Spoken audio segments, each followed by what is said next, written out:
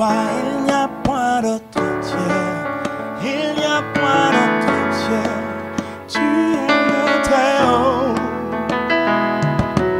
En dehors de toi, il n'y a point d'autre Dieu.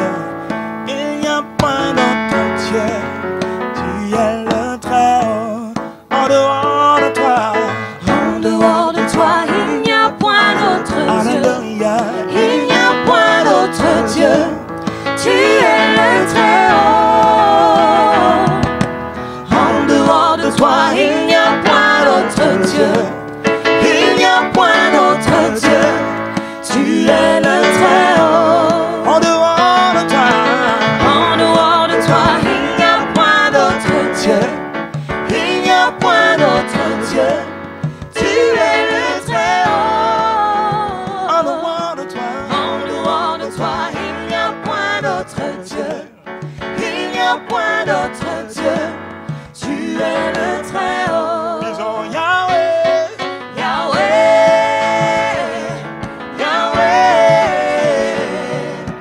En dehors de toi, il n'y a point d'autre Dieu. Yahweh. Yahweh, Yahweh. En dehors de toi, il n'y a point d'autre Dieu. En dehors de toi, il n'y a point de secours. Yes, God. Il n'y a point de secours. Tu es le très haut. En dehors de toi, il n'y a point de secours. Il n'y a point de secours. Tu es le très haut. En dehors de toi, En dehors de toi, il n'y a point de secours.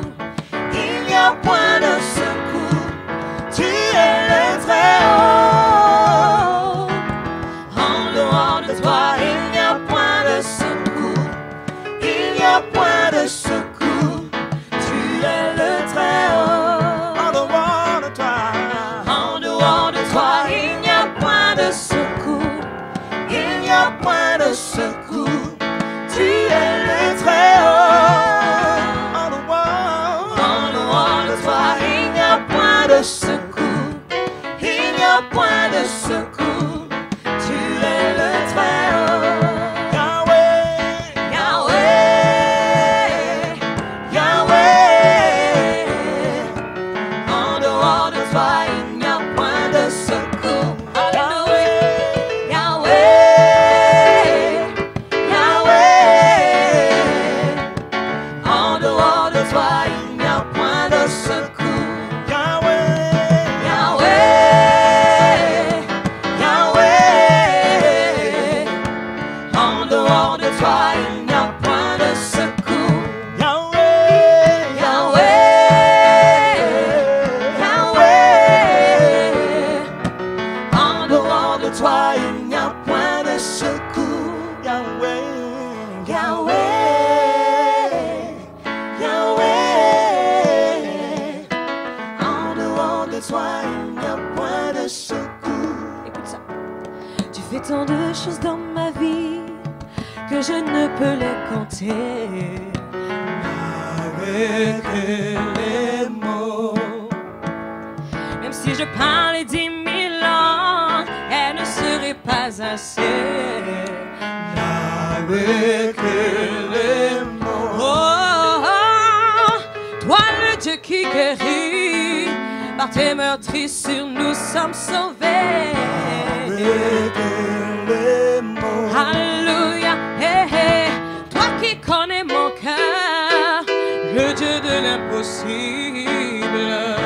Avec les mots. Oui, que puis-je rendre à Jéhovah, car il a fait tant de merveilles pour que puis-je rendre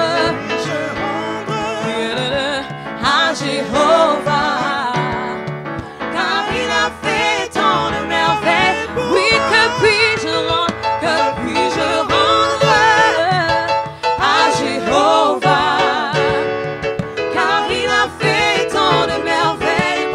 Que puis-je rendre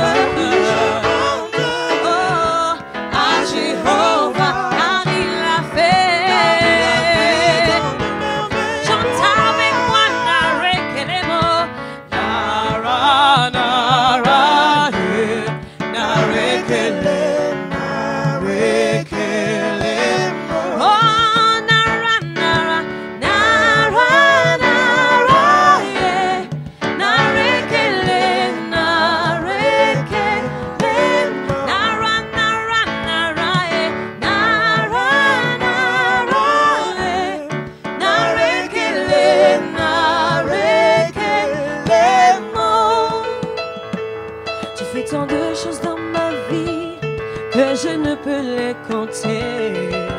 Avec les mots, même si je parlais 10 000 langues, elles ne seraient pas assez.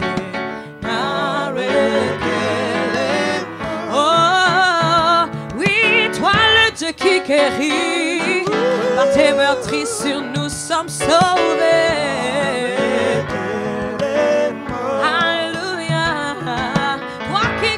Mon cœur, le Dieu de l'impossible. Et avec moi, que puis-je rendre à Jéhovah, car il a fait tant de merveilles pour moi. Que puis-je rendre à Jéhovah, alléluia, car il a fait tant de merveilles. Encore une fois, que puis-je à Jéhovah, car il a fait tant de merveilles pour moi. Que puis-je rendre alléluia, car il a fait. Chante avec moi, alléluia.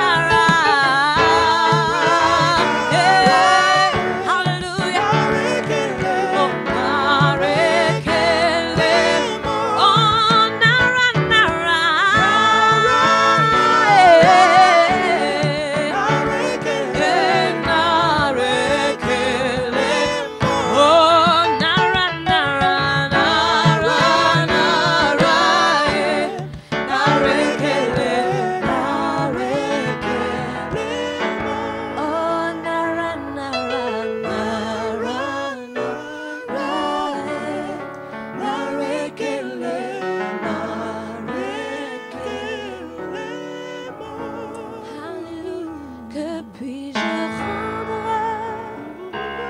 à Jéhovah, car il a fait tant de merveilles pour moi. Que puis-je rendre à ce grand Dieu, car il a fait tant de merveilles pour moi. Thank you, Jesus. Nous te bénissons pour ta fidélité, Seigneur Jésus. Merci parce que tu es le premier à nous aimer, Seigneur Jésus. Et que tu as toujours été là pour nous, toujours là pour nous aimer. Nous voulons t'offrir, Seigneur Jésus, ces cantiques, Seigneur, d'action de grâce ce matin. Parce que tu le mérites. Et parce que, Seigneur Jésus, toute la gloire te revienne. Merci pour ta fidélité, Seigneur Jésus. Thank you, Jesus.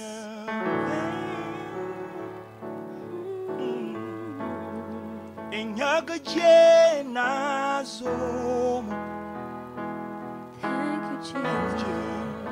What I'm alone, yeah, we me fire,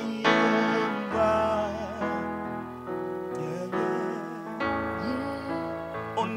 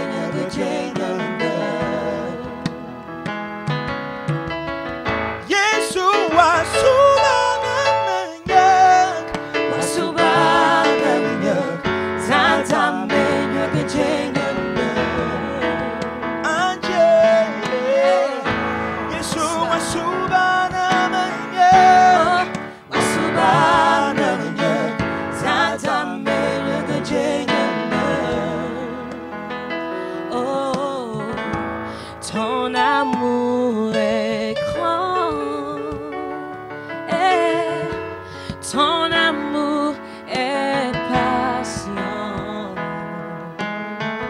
et tu remplis mon cœur de tant de paix et de joie. Tu es merveilleux, tu renouvelles toute ma vie. Seigneur, tu es merveilleux, tu renouvelles toute ma vie. Jésus, tu m'aimes tellement, tellement, tellement, oh quel amour. Seigneur, Jésus, tu m'aimes tellement, tellement, tellement, oh quel amour. Dis avec moi, oh, Jesus, you love me too much, oh, too much, oh, too much, oh, excess love, oh. Hallelujah, Jesus, you love me too much, oh, too much, oh, too much, oh, excess love, oh. Jésus, tu m'aimes tellement, tellement, tellement, oh quel amour. Encore une fois, Jésus, tu m'aimes tellement, tellement, tellement, oh quel amour. Thank you, Jesus. Oh Dieu, ton amour n'a pas changé, tu restes le même, d'âge en âge tu règnes, Alpha, Oméga, le commencement et la fin. C'est ce que tu es. Dis avec moi, oh Dieu, oh Dieu, ton amour n'a pas changé. Tu restes le même. D'âge en âge tu règnes. Alpha, Alpha, Oméga, le commencement et la fin. C'est ce que tu es. Dis avec moi encore, oh Dieu, ton amour n'a pas changé. Tu restes le même. D'âge en âge tu règnes. On t'appelle l'Alpha, l'Alpha, Oméga, le commencement et la fin. Oui, c'est ce que tu es. Dis avec moi, Himela, Himela, Himela, Himela, Himela, Himela. Oh, pour tous tes bienfaits. Oh, Himela, Himela. Oh, si ce n'était pas ta grâce, où serions-nous? Chante avec moi, Himela, Himela, Himela, Himela, Himela, Himela. Oh, pour tous tes bienfaits, nous acclamons ton nom, Himela, Himela, Himela. Oh, si ce n'était pas ta grâce, où serions-nous? Encore une fois, oh Dieu, ton amour n'a pas changé. Tu restes le même, tu restes le même. Hey. D'âge en âge tu règnes. Alpha, Alpha, Oméga, Oméga, le commencement et la fin. Oui, c'est ce que tu es. Encore, oh Dieu, ton amour n'a pas changé. Tu restes le même. D'âge en âge tu règnes. Voilà pourquoi on t'appelle Alpha.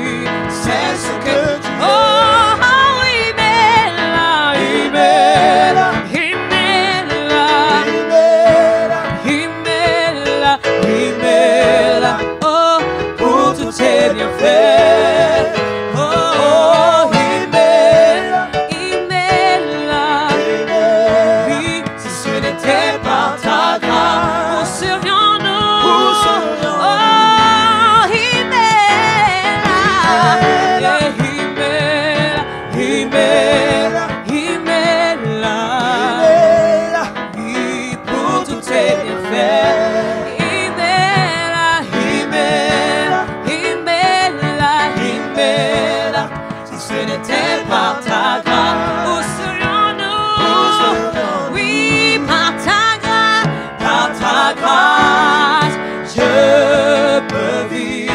Ta grâce m'aide à t'adorer. C'est ta grâce qui me soutient. Hey. Si ce n'était pas ta grâce, hey, hey, yeah. Oui, par ta grâce, hey, yeah. Alléluia, ta grâce m'aide à t'adorer. C'est ta grâce qui me soutient. Si ce n'était pas ta grâce, où serais-je? Il m'est là, il m'est là pour tous tes bienfaits, Seigneur. Il m'est là, si ce n'était pas ta grâce, où serais-je? Je voudrais, avec les chants, avant de continuer, leur demander que nous puissions encore une fois chanter mon Alléluia.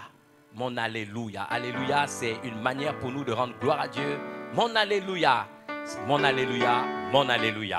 Alléluia.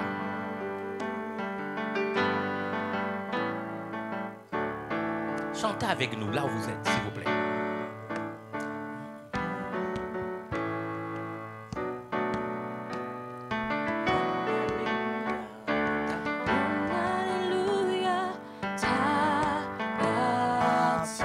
Chantez avec nous, s'il vous plaît. Là où vous êtes, à la maison, au salon, peu importe l'endroit.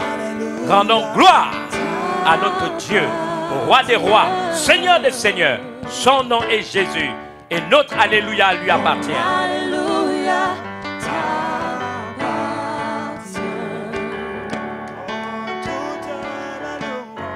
toute la louange t'appartient. Jesus, Baba. Toute la louange t'appartient.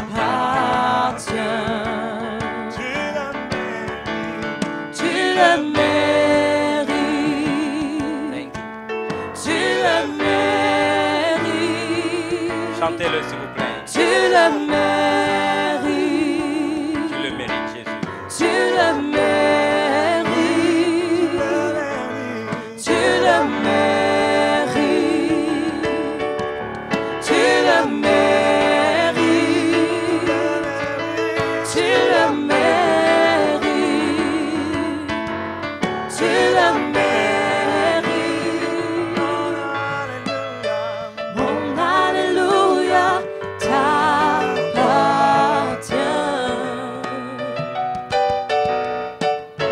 Mon Alléluia t'appartient. Toute la louange, Toute la louange t'appartient. Alléluia. Toute la louange t'appartient.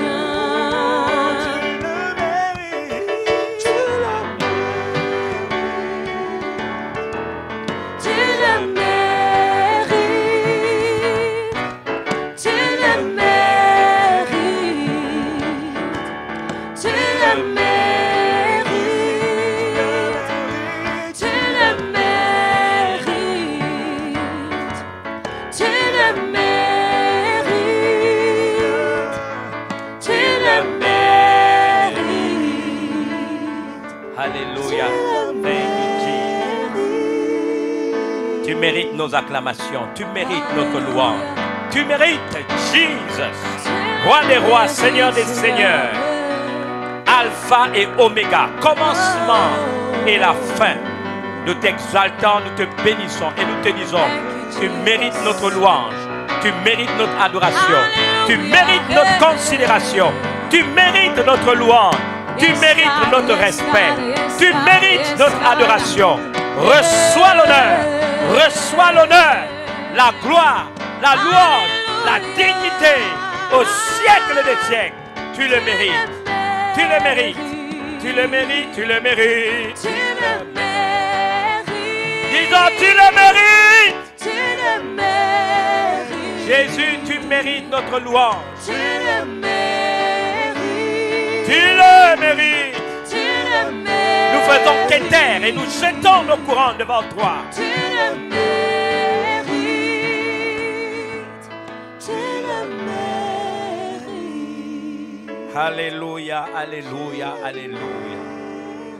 Thank you, Jesus.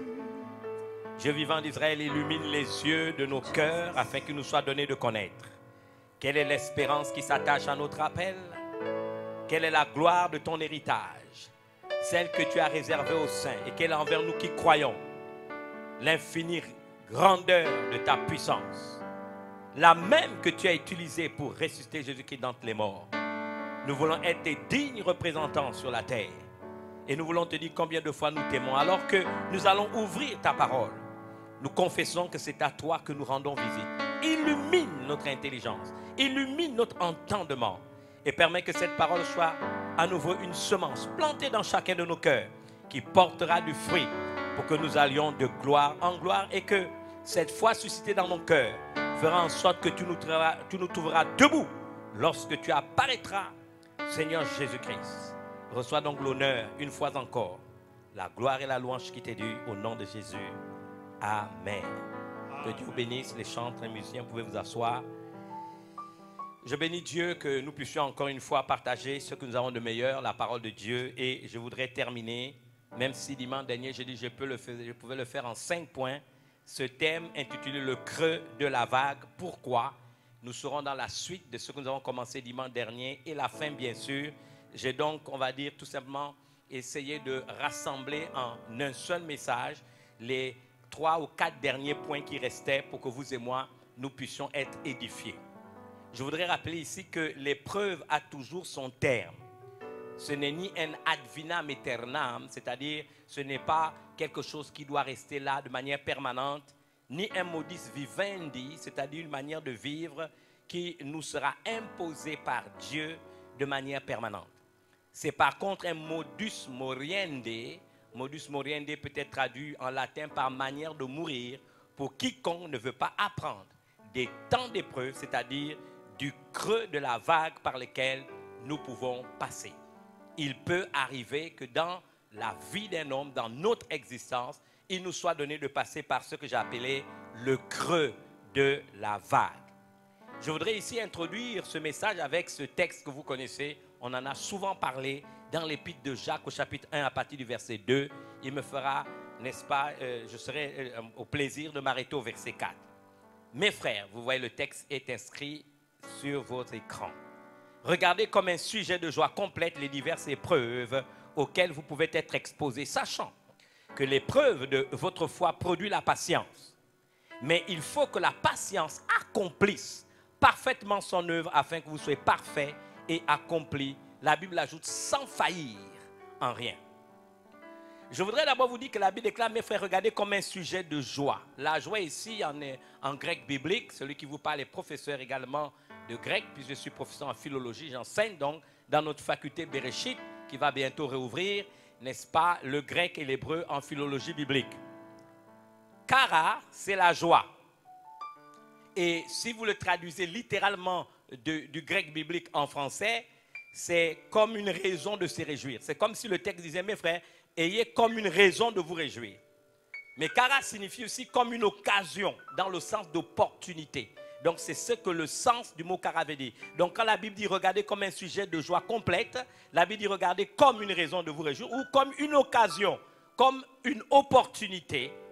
Et la racine verbale de ce mot c'est kairo, pas kairos qui est lié au temps, mais kairo sans un sigma final. Se réjouir, c'est ce que veut dire ce verbe, on va dire cette racine verbale, se réjouir, raison de se réjouir ou d'être dans l'allégresse. Donc tout simplement, j'oserais vous dire, il y a donc une raison et un but à découvrir. Pourquoi je dois regarder l'épreuve comme une raison de me réjouir, comme une raison de me réjouir, comme une occasion ou comme une opportunité. Et donc je dois savoir, donc quand je passe par l'épreuve, quand je passe par le creux de la vague, il y a derrière une opportunité, il y a derrière une raison de se réjouir. C'est ce que le texte dans son contexte, essaye de nous dire. Ensuite, on nous parle des diverses épreuves. Ce mot hébreu biblique, c'est peiramos, n'est-ce pas? C'est un mot peirasmos, fait ressortir l'idée d'expériences douloureuses, d'épreuves, de circonstances faites de difficultés, de conditions difficiles, d'adversité, d'affliction, de malheur, de tentation et même d'exposition au mal. C'est ce que la Bible traduit donc par épreuve. Donc, vous allez remarquer que lorsque nous sommes éprouvés, c'est-à-dire quelque part nous passons par une expérience douloureuse, faite d'épreuves, de circonstances, faite de difficultés, de conditions difficiles, d'adversité, d'affliction, de malheur, de tentation ou même d'exposition au mal, la Bible nous dit ces choses-là, nous devons les regarder comme une opportunité. Waouh! Il y a derrière une raison que vous et moi, nous devons découvrir. Donc, pourquoi le creux de la vague? Donc, la Bible dit, regardez comme un sujet de joie complet. Les diverses épreuves, c'est ce que le texte dit, auquel vous pouvez être exposé, sachant que l'épreuve, et là nous avons une précision extraordinaire, sachant que l'épreuve de votre foi produit la patience. Donc, en fait, qu'est-ce qui est éprouvé? C'est notre foi. Mes étudiants bibliques qui me regardent savent que c'est pistis, la foi, ou pistao, ça dépend, mais là je le dis dans sa déclinaison par rapport au texte de Jacques. Donc, on nous dit, donc, c'est notre foi qui est éprouvée. C'est notre confiance en Dieu, notre foi en son existence. Ce sont nos convictions spirituelles, les principes bibliques auxquels nous croyons, nos croyances et certitudes, l'idée que nous nous faisons de Dieu, des vérités scripturaires, c'est-à-dire bibliques, qui fondent notre foi et notre engagement en Christ. Ce sont ces choses-là qui sont éprouvées. Donc finalement, quand l'épreuve vient, qu'est-ce qui est éprouvé? C'est ma foi. On est éprouvé et cela peut susciter chez nous le doute de Dieu. Le fait, n'est-ce pas, de douter de Dieu. Le fait, tout simplement, de perdre des convictions. La foi est une ferme assurance des choses qu'on espère, une démonstration de celles qu'on ne voit pas. La Bible déclare, pour l'avoir possédé, les anciens ont révélé un témoignage favorable. La foi, c'est être absolument certain de la réalité des choses qu'on ne voit pas. La Bible déclare, c'est une manière de le posséder déjà d'avance. Mais vous savez que si vous allez plus loin dans, je crois, Hébreux 11 toujours, là je vous lisais le verset 1, je saute, je vais au verset 6. Or, sans la foi, il est impossible de lui être agréable. Parce que celui qui s'approche de Dieu doit croire que Dieu existe et qu'il est le rémunérateur de ceux qui le cherchent. J'aime la version littérale. Or, sans la foi, il est impossible de plaire à Dieu, car celui qui s'approche de Dieu doit avoir dans son cœur sa preuve personnelle de son existence et croire qu'il est celui qui récompense ceux qui le cherchent avec sérieux. Dans l'épreuve, ce n'est pas seulement mon corps qui va affecter, c'est d'abord ma foi. C'est la Bible dans Jacques parle de l'épreuve de notre foi. Donc c'est mes convictions, ma croyance, l'idée que je me fais de Dieu, les principes sur lesquels j'ai édifié ma vie spirituelle, mon engagement en Christ, quand je suis éprouvé, quand je suis dans le creux de la vague, c'est ces choses-là que l'ennemi veut éprouver. C'est la raison pour laquelle nous ne devons jamais oublier un principe fondamental que nous retrouvons dans la Bible. Et j'en ai déjà parlé, s'il vous plaît. Nous ne devons jamais oublier ce principe. Nous trouvons ce principe dans l'Exode chapitre 17. Et je suis pleinement conscient de la puissance de cette parole. Parce que si vous lisez le texte, je lis chapitre 17 du livre d'Exode. Je commence à partir du chapitre 14 et je m'arrêterai au verset 16. L'Éternel dit à Moïse, écris dans le livre pour que le souvenir s'en conserve et déclare à Josué que j'effacerai la mémoire d'Amalek de dessous les cieux. Dieu dit, il va effacer la mémoire, le souvenir d'Amalek de dessous les cieux, dans là où nous vivons, dans notre espace vital, notre espace temporel, dans notre existence même sur terre. Dieu promet, c'est un message qu'il lance à Josué. Il dit à Josué, vous savez que Josué est un guerrier. que moi, Dieu, je vais effacer la mémoire d'Amalek au-dessus des cieux. La Bible déclare au verset 15, Moïse bâtit un autel et lui donna pour nom l'Éternel ma bannière. Et il dit, parce que la main a été levée sur le trône de l'Éternel, il y aura guerre de génération, il y aura guerre contre l'Éternel, de génération, contre Amalek, de génération en génération. Certains théologiens ont pensé que Moïse avait commis une erreur. Permettez-moi de vous dire que Moïse n'a pas commis d'erreur. Il avait bien compris ce que Dieu a dit à Josué. Je voudrais que chacun d'entre vous puisse se mettre à la place de Moïse lorsque Dieu lui donne le message à Josué qui est un guerrier et qui est sur le terrain. Josué combat Amalek.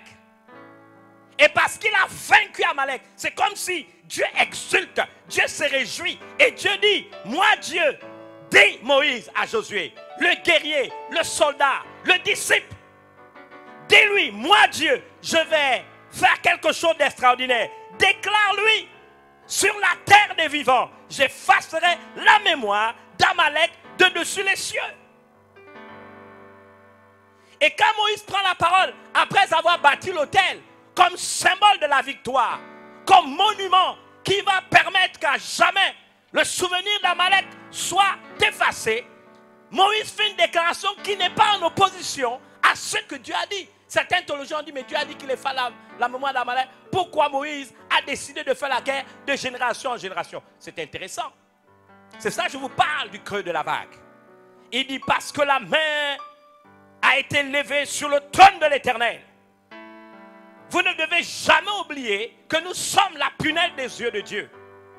En fait, que se passe-t-il? Ici, le trône de l'Éternel, c'est quoi? C'est son peuple. Vous ne pouvez pas imaginer la valeur que nous avons aux yeux de Dieu. Nous sommes le trône de l'Éternel. Dieu s'assied sur nous pour manifester sur la terre, n'est-ce pas ce qu'il veut faire? Il le fait avec chacun d'entre nous. Il n'est donc pas étonnant que nous avons un ennemi. Il n'est donc pas étonnant que le diable en veut à notre vie. Mais Moïse ose dire, parce que la main est élevée sur le trône de l'Éternel, il dit, il y aura guerre de l'Éternel contre Amalek de génération en génération. En d'autres termes, qu'a voulu dire Moïse? Le souvenir d'Amalek s'effacera sur la terre à chaque fois que quelqu'un parmi nous, au lieu de se plaindre, au lieu de pleurer, se lèvera et se battra contre Amalek, comme Josué l'a fait, jusqu'à le vaincre. Bien-aimé, la valeur numérique du mot Amalek, c'est la même valeur numérique du mot Safek. En hébreu, je l'ai déjà enseigné, le mot Safek en hébreu signifie le doute. Et Amalek a une valeur numérique égale à Safek. Ils ont la même valeur numérique. Donc, quel est le but de l'entité satanique qu'est Amalek? C'est de susciter dans nos cœurs le doute. C'est la raison pour laquelle lorsque nous passons par le creux de l'épreuve, c'est notre foi qui va être éprouvée. Est-ce que ma foi est simplement basée sur ce que le pasteur a dit? Est-ce que ma foi est simplement basée sur ce que j'ai appris à l'église? Ou ai-je fait moi-même une expérience véritable qui m'a permis de connaître qui est Dieu?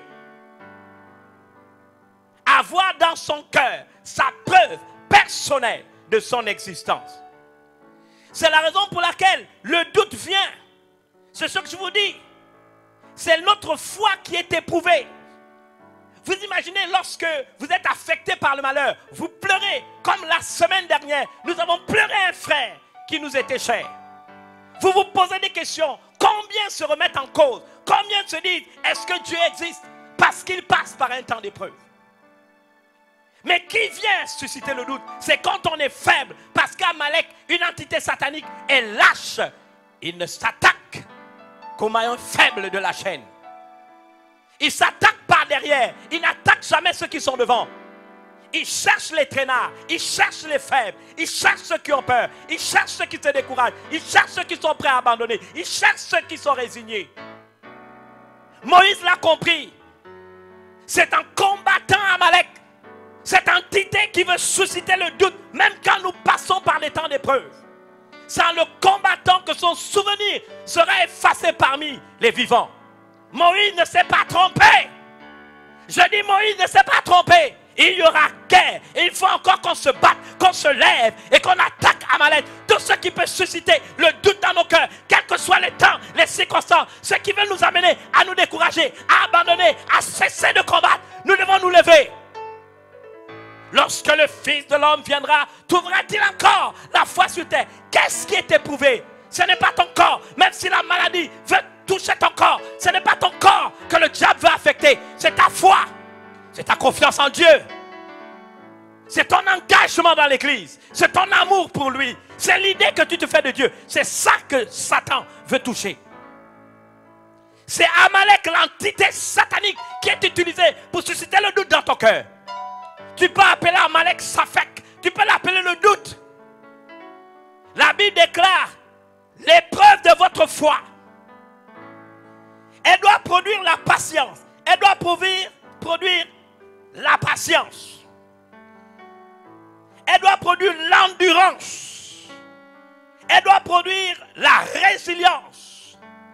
C'est-à-dire cette aptitude à résister aux ondes de choc. C'est notre foi qui est éprouvée. C'est ce que la Bible nous dit dans Jacques. Il dit, sachant que l'épreuve de votre foi produit la patience, produit l'endurance, produit la résilience, la capacité à résister aux ondes de choc. Mais il faut que cette patience, il faut que cette résilience, il faut que cette endurance accomplisse parfaitement son œuvre, afin que vous soyez parfaits et accomplis. La Bible dit sans faillir. La Bible dit sans faillir en rien. Non, quand on arrive dans cette dimension, on refuse de se résigner, on refuse de tomber, on refuse d'abandonner, on refuse. La Bible déclare que c'est notre foi qui est éprouvée. Bien-aimés, permettez-moi de vous donner quelques exemples. Dans l'évangile de Matthieu, chapitre 17, versets 19 à 20, la Bible déclare, alors les disciples s'approchèrent de Jésus et lui dirent en particulier, pourquoi n'avons-nous pas pu chasser ce démon? Pourquoi n'avons-nous pas pu chasser ce démon? C'est ça que la Bible déclare. Oh, j'aime cette histoire. Ce sont les disciples de Jésus. Le père qui avait un enfant épileptique s'est présenté à eux. Et il a prié les disciples de Jésus de prier pour son enfant qui était lunatique. Les disciples n'ont pas pu. Et lorsque Jésus est arrivé, Jésus a pu faire quelque chose. Alors ils viennent vers Jésus et ils lui posent la question. La Bible déclare, pourquoi n'avons-nous pas pu chasser ce démon? Jésus leur répond, c'est à cause de votre incrédulité, leur dit Jésus. Mais je vous le dis en vérité, si vous avez la foi comme un grain de sénévé, vous direz à cette montagne, transporte-toi de là, et elle se transporterait, rien ne vous serait impossible. Je me suis posé la question, si ce qui amène l'impossibilité à être transformé en possibilité ressemble à un grain de sénévé, c'est donc quoi la foi? Pourquoi a-t-il choisi la semence? La semence de la plus petite graine, comme, je veux dire, unité de mesure du miracle. Unité de mesure de l'impossibilité qui se transforme en possibilité. Il aurait pu choisir un baobab. Il aurait pu choisir un arbre centenaire comme un olivier. Il a dit non, si ta foi est comme un grain de sénévé, rien ne te sera impossible. Tu pourras dire à une montagne, montagne, ôte-toi de là, jette-toi dans la mer. Et si tu ne doutes pas dans ton cœur, mais crois que ce que tu dis arrive, tu le verras s'accomplir. Pourquoi la foi comme une semence? Parce que Jésus savait que dans la semence, il y a tout. Vous imaginez la semence d'un citronnier. Ce n'est qu'une semence. Mais à l'intérieur, il y a le futur arbre. Futur citronnier. Future branche. Futur tronc. Future feuille. Futur fruit. Et qui produira encore d'autres fruits. Est-ce qu'il y a quelqu'un qui m'entend? Là où vous êtes. Si ta foi a une vision, si ta foi a une identité, si ta foi a une perspective, si ta foi a une finalité, une semence, si ta foi a une identité, telle une petite semence, rien ne te sera impossible. Là où tu es dit, le diable est un menteur. C'est un véritable menteur. Jésus dit dans Luc 18, 27, ce qui est impossible aux hommes est possible à Dieu. Mais dans Marc 9, chapitre 9, verset 23, 24, il y a une histoire. Jésus dit, si tu peux, parce que cet homme a dit à Jésus, si tu peux sauver mon enfant. Jésus est étonné, si tu peux, il dit non, tout est possible à celui qui croit. Aussitôt, le père de l'enfant s'écria, je crois, viens au secours de mon incrédulité. Cet homme dit, je crois, j'ai la foi, mais ma foi n'est pas une foi semence. Ma foi n'a pas une identité. Ma foi n'a pas de perspective finale de victoire. Ma foi n'est pas comme un grain de sénévé. Ma foi n'est pas une foi semence qui a une identité, qui a une nature et qui porte en elle la finalité de l'accomplissement de mon miracle, de l'accomplissement de ma destinée. Je voudrais lire avec vous 1 Pierre chapitre 5. 1 Pierre chapitre 1 verset 5 à 9. À vous qui par la puissance de Dieu êtes gardés par la foi. La Bible déclare pour le salut prêt à être révélé dans les derniers temps. Nous sommes dans ces temps. C'est là ce qui fait votre joie. Quoique maintenant, puisqu'il le faut, vous soyez attristés pour un peu de temps par diverses épreuves. Le temps, l'épreuve aura toujours son thème. Il dit pour un peu de temps. Il ne dit pas ad vinam aeternam. Il ne dit pas de manière permanente. Il dit pour un peu de temps. Par diverses épreuves. Il dit afin que l'épreuve de votre foi. Nous avons une deuxième preuve biblique que c'est la foi qui est éprouvée. Afin que l'épreuve de votre foi, plus précieuse que l'or périssable, qui cependant est éprouvée par le feu, ait pour résultat la louange, la gloire, l'honneur lorsque Jésus apparaîtra.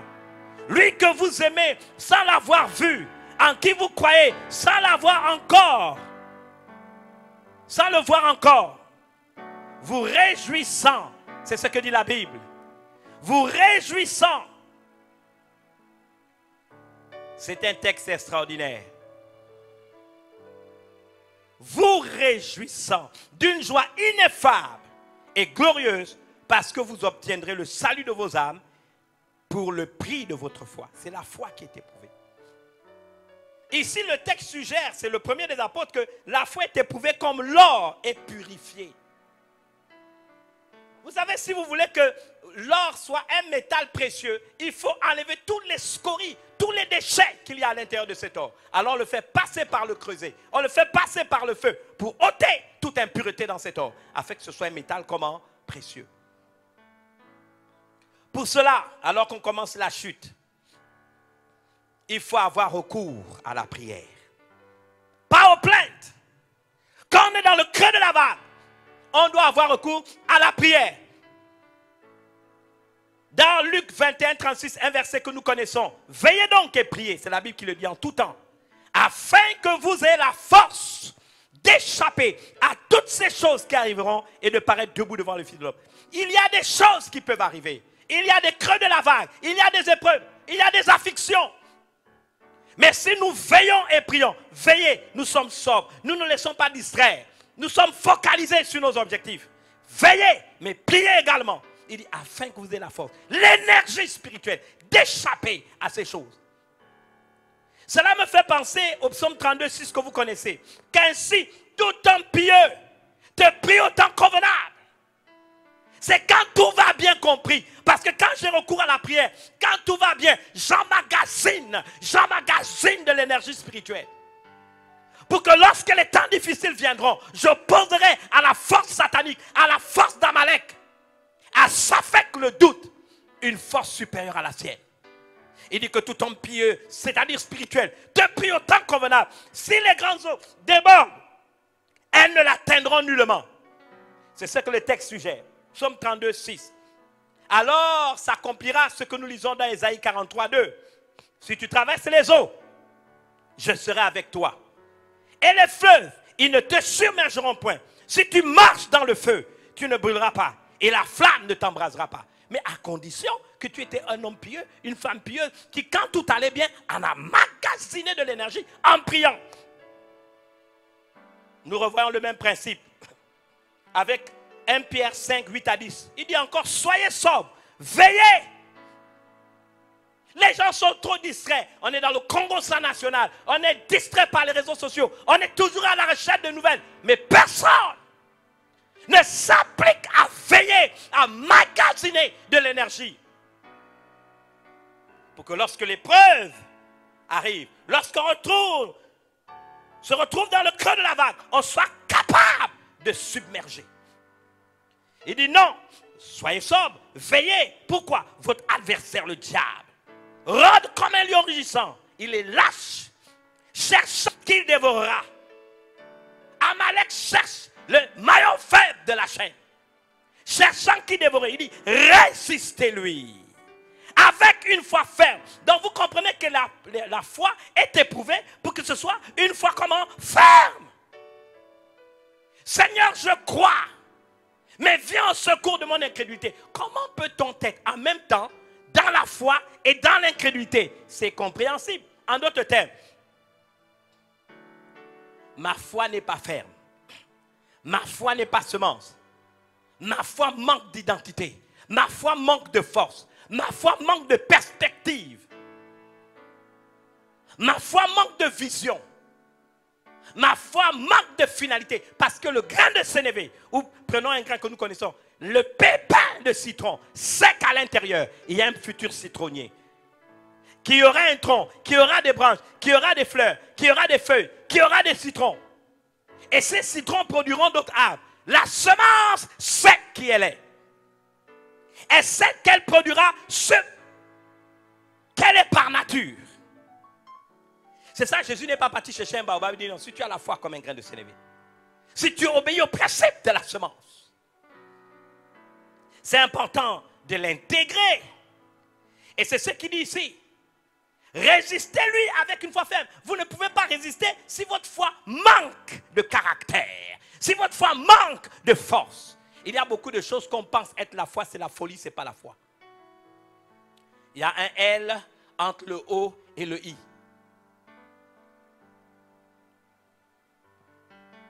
J'aimerais vous exhorter. Il a dit, résistez-lui avec une foi ferme. Pourquoi? Parce qu'au temps convenable, j'ai emmagasiné dans la prière de l'énergie, dans l'éveil de l'énergie spirituelle pour résister dans les mauvais jours. Lorsque je serai dans le creux de la vague, je ne vais pas pleurer, je ne vais pas me plaindre, je ne vais pas. C'est ce qui nous enseigne ici. Je vais résister, sachant que les mêmes souffrances sont imposées à vos frères dans le monde. Ne sont pas seuls à passer par les épreuves, d'autres aussi. Mais qu'est-ce qui fait la différence? C'est que certains accumulent de l'énergie. Quand tout va bien, ils accumulent de l'énergie. Parce qu'ils sont conscients que même si je suis dans ce que je vais appeler le pic de la vague, un jour je serai dans le creux de la vague. Même si tout va bien, un jour je passerai par une épreuve. Même si tout va bien, qu'est-ce que je fais quand tout semble être bien? J'accumule de l'énergie. Je ne me laisse pas distraire. Je me concentre. Je suis focalisé. C'est ce que le texte suggère. Il dit, le Dieu de toute grâce, qui vous a appelé en Jésus-Christ à sa gloire éternelle, après que vous aurez souffert, il ajoute encore un peu de temps, parce que l'épreuve a toujours son terme, vous perfectionnera lui-même. Toute personne qui est dans le creux de la vague est en stade de perfectionnement avec Dieu lui-même. My God. Quand vous rentrez dans le creux de la vague, vous êtes en stage de perfectionnement. Ça veut donc dire quoi? Vous êtes dans le point mort qui va vous permettre d'enclencher la vitesse supérieure de votre destinée. Quand vous conduisez un véhicule, vous êtes d'accord avec moi que vous passez les vitesses? Et quand vous passez les vitesses, vous êtes d'accord avec moi que si vous êtes en deuxième, vous allez en troisième, vous passez par le point mort. Et si vous passez par le point mort, c'est pour enclencher une vitesse supérieure. C'est ce qu'il dit. Lui-même, Dieu prend la responsabilité de vous perfectionner. Quand je suis dans le creux de la vague, je suis en stage de perfectionnement. Lui-même, il dit, vous affermira. Il dit ensuite, vous fortifiera. Pire encore, vous rendra comment? Inébranlable. C'est ce qui amène Jacques chapitre 4, verset 7 a dit, soumettez-vous donc à Dieu. Résistez au diable et il fuira loin de vous. Dans Jacques 4, 7. Vous savez le terme soumettez-vous, soumettre, c'est upotasso en grec biblique. C'est un terme militaire qui veut dire céder, se ranger, se soumettre à une injonction. Le général en chef, c'est Jésus lui-même. Il te dit, soumets-toi à Dieu. Si le diable commence à te faire mal et que tu es dans le creux de la vague, en stade de perfectionnement, c'est pour que tu te soumettes. C'est upotasso. Tu dois upotasso, c'est un terme militaire, céder aux injonctions divines. Te ranger en fonction des orientations qui vont t'être données. C'est un point mort pour enclencher la vitesse supérieure qui vous mènera au port désiré de l'accomplissement de votre destinée. Si vous le croyez là, vous êtes dit Amen. C'est important de le croire. Mais je dis, il faut aussi avoir recours à la parole de Dieu et je voudrais conclure avec. La Bible déclare, un homme sage est plein de force et celui qui a de la science affermit sa vigueur. Car tu feras la guerre avec prudence et le salut est dans le grand nombre de conseils. Je n'aime pas trop cette version de Louis II, celle que j'affectionne dit, un homme sage est plein de force. Et celui qui a de la connaissance multiplie sa force.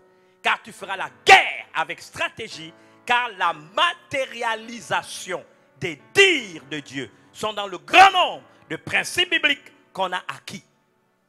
Donc si j'accumule des principes bibliques par la connaissance, par l'étude de la parole de Dieu, je dois avoir en même temps recours à la prière, mais je dois aussi avoir recours à la parole. Les deux marchent ensemble. La Bible dit aussi, si tu faiblis au jour de la détresse, ta force n'est que détresse. Il y a des gens, quand ils sont dans le creux de la vague, quand l'épreuve arrive, ils sont si faibles que la force qu'ils ont, ils ne vont manifester que de la faiblesse parce qu'ils n'ont pas accumulé de l'énergie au temps convenable. Je voudrais, avant de conclure, vous poser une question. Pendant tous ces temps de confinement, qu'avez-vous fait de votre vie? Combien sont restés à manger? On verra bientôt ceux qui ont pris du poids, à ne faire passer leur temps qu'à manger, regarder la télévision du matin au soir, être dans les nouvelles des réseaux sociaux et de toutes les bêtises qu'on y voit à l'intérieur. Ils ont oublié de prier. J'ai dit à certains qu'ils étaient dans le confinement du confinement. Même Jésus a été mis en confinement. Leur relation avec Dieu a été mis en confinement. Tous ceux qui aiment de Dieu a été mis en confinement. Leur consécration, confinement. Leur engagement en Jésus, confinement. La lecture biblique, confinement. Prier, confinement. Même prendre la Sainte Seine qui vous a été demandée au confinement. Aimer Jésus en confinement. Ah, on est en confinement.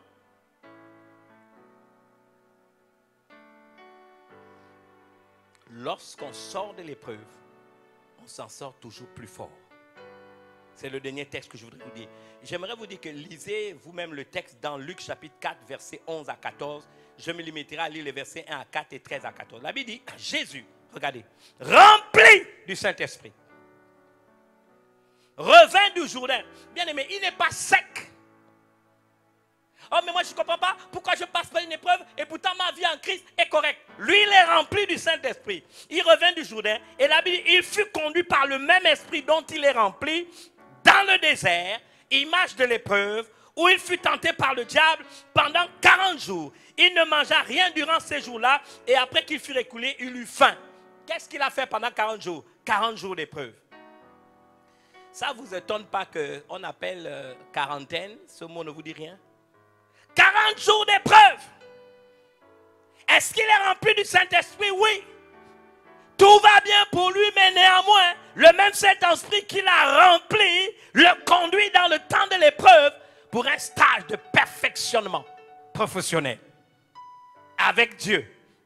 Et le stage, c'est devant le diable qui l'attend là-bas. Amalek l'attendait là-bas. Saphek l'attendait là-bas. 40 jours après, Jésus a faim. La Bible nous dit ensuite, le diable lui dit, si tu es le Fils de Dieu, il était pourtant, ordonne à cette pierre qu'elle devienne du pain. Était-il le Fils de Dieu? Oui, il l'était. Donc pourquoi si? Parce que c'est Amalek. Pourquoi si? Parce que c'est Saphek. Saphek, c'est toujours le doute. Est-ce que vous remarquez que c'est le doute? C'est le doute. Il attaque par derrière. C'est un lâche. Voici quelqu'un, bien que rempli du Saint-Esprit, est éprouvé pendant 30 jours, 40 jours. Il a faim. Et on vient dire, si, le doute. Si, est-ce que Dieu existe? Tu es dans le malheur. Est-ce que Dieu existe? Est-ce qu'il t'aime? Est-ce qu'il te connaît? Et la culpabilité, on commence à l'injecter dans ton cœur. Mais regardez la réponse du Seigneur. Jésus lui répondit, il est écrit. Oh, oh, oh, il est écrit. Ça veut dire que pendant les 40 jours-là, il lisait la Bible. Pendant les 40 jours-là, il étudiait la parole de Dieu. Il a prié, il a eu recours à la prière, il a eu recours à la Bible, il a eu recours à la prière, il a eu recours à la connaissance de Dieu. Vous savez ce qui se passe? Quand vous faites ça, vous emmagasinez de l'énergie. Il était rempli de la puissance. Certes, il n'avait rien à se reprocher, mais il est conduit en stage de perfectionnement dans le creux de sa vague, dans l'épreuve du désert. Satan le tente. Commence par utiliser Amalek, commence à utiliser Saphek, le doute. Il lui dit, si tu es le fils. Il l'était. Mais quelle est la réponse du Seigneur? Il dit, il est écrit, l'homme ne vivra pas de pain seulement, mais de toute parole qui sort de la Bible de Dieu. Il avait un texte du livre de Deutéronome. Si vous lisez le verset 14, 13 à 14, la Bible dit, après l'avoir tenté de toutes ses manières, il a éprouvé Jésus de toutes ses manières. La Bible déclare, le diable s'éloigna de lui. Pourquoi il s'éloigne d'après vous? Parce qu'il a résisté avec une foi ferme. Alléluia. La Bible déclare jusqu'à un moment favorable. C'était à la croix du Calvaire. Mais là encore, Satan était battu. La Bible dit maintenant, Jésus revêtu de la puissance de l'Esprit. Était-il déjà rempli? Oui. Vous imaginez comme si ça c'est une bouteille et à l'intérieur, il était rempli de l'Esprit quand il est parti. Combien d'entre nous justifient qu'on est infirme spirituellement parce qu'on est passé par l'épreuve? Non, quand il est rentré, il était rempli. Quand il est sorti, il n'est pas seulement rempli, mais il est revêtu. Il est rempli à l'intérieur, revêtu à l'extérieur. La Bible déclare revêtu de la puissance de l'Esprit.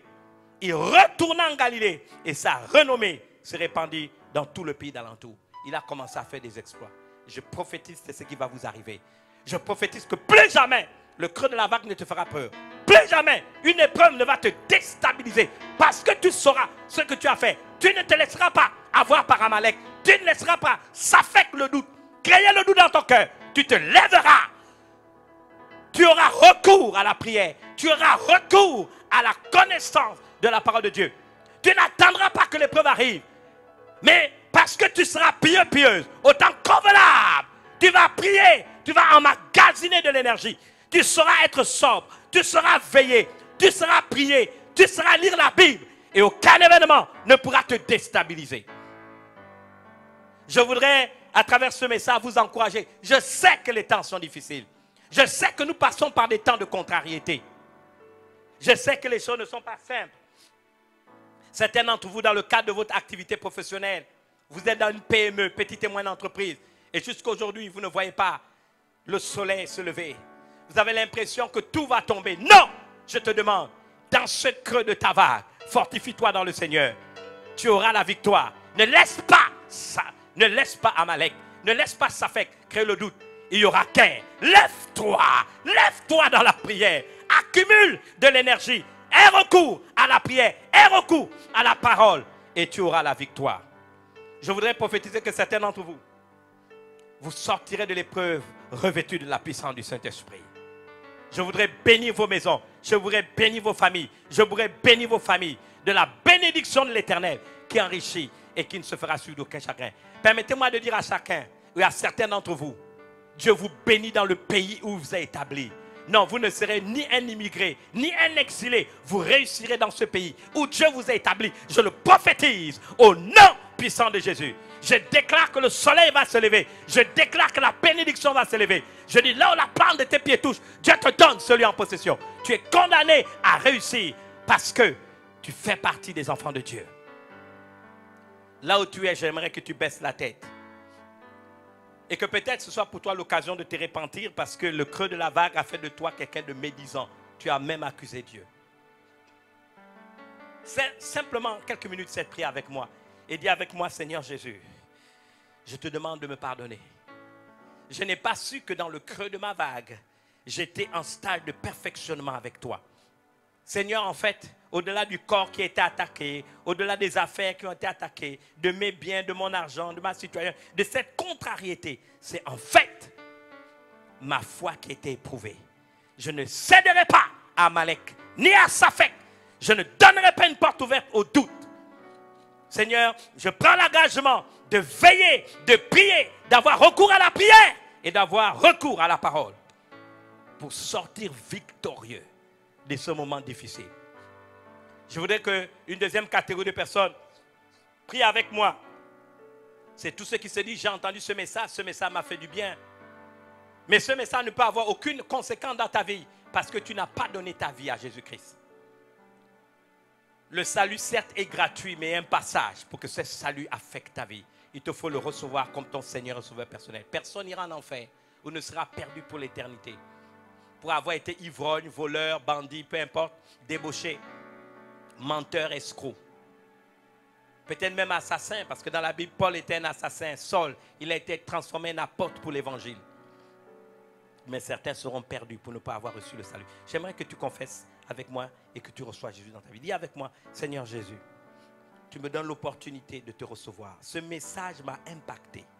Je souhaite te recevoir dans ma vie pour que toutes ces vérités qui m'ont été dites, je puisse me les approprier, les vivre et les voir manifester un impact sur ma vie. Je te demande de me recevoir, Seigneur, comme enfant de Dieu. C'est la raison pour laquelle je te reçois comme mon Seigneur et mon Sauveur personnel. Seigneur, ma vie ne sera plus jamais la même. Et je crois que par ton esprit, tu vis désormais en moi, que mon nom est écrit dans le livre de vie et que je suis sauvé. Telle est ma prière de foi en ton nom, Jésus. Amen. J'ai été heureux d'être avec vous. J'aimerais vous dire une chose tout à l'heure. Canal 320, Gabon Télévision, nous serons ensemble. Je voudrais simplement que vous puissiez, au moment où je conclue ce culte, avoir pleinement conscience que le regard de Dieu est sur vous. Soyez bénis, shalom. Et à tout à l'heure. Que Dieu vous bénisse. Merci.